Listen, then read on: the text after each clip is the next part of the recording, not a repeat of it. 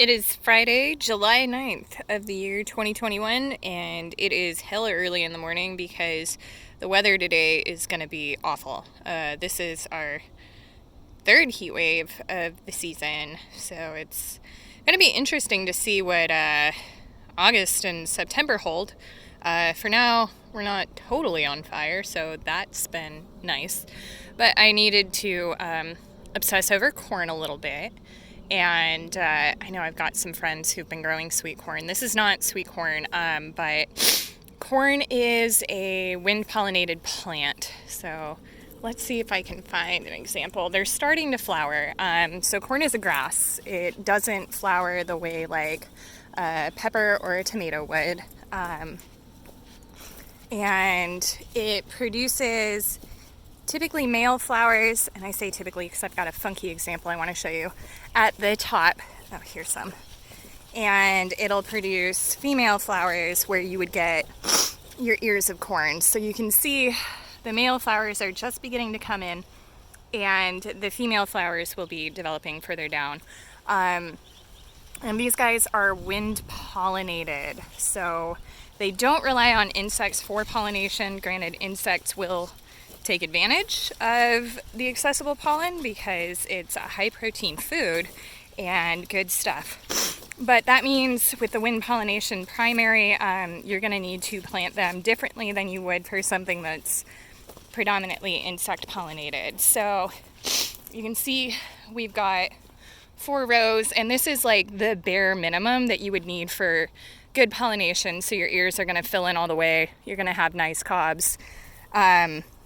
And corn is something that human beings have been growing for thousands of years. It originated in South America with an ancestral variety known as Teosinte, which is pretty different from the domesticated maize that we grow today. So it has what we call a lot of tillers, meaning it branches at the bottom and it produces very small ears, if you could call them that, with irregularly shaped seeds that are tough as fuck. So I grow a bit of it every year for our students to check out. My colleague Candace grew some at her house last year, itchy, and crossed it with a popcorn. And I planted those seeds this year to see what would happen. So a really weird thing happened. So you can see, like, this is the top of this particular little tiller. This individual is tillering quite a bit. It's got probably 6 stalks at least. So its male flowers emerged at the top, and you can see, like, you know, if I tap it, there's quite a bit of pollen blowing off. That's typical, but this is a female part. And this is not typical for corn, even Teosinte. So this particular individual plant has been fascinating me for the last week. It's so crazy. It's completely confused about what it is. Is it Teosinte? Is it corn?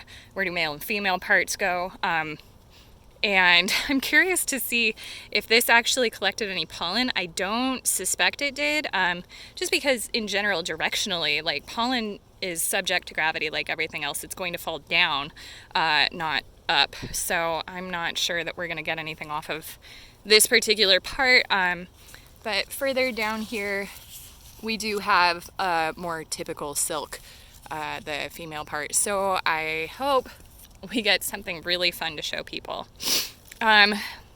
But as you can see, this particular area where we do this cross has lodged pretty badly. There's a lot of falling down. So that's what I've got to say about that. It's really fucking humid between these. Yeah, it's going to be really hot. Go lay down. We'll talk to you soon.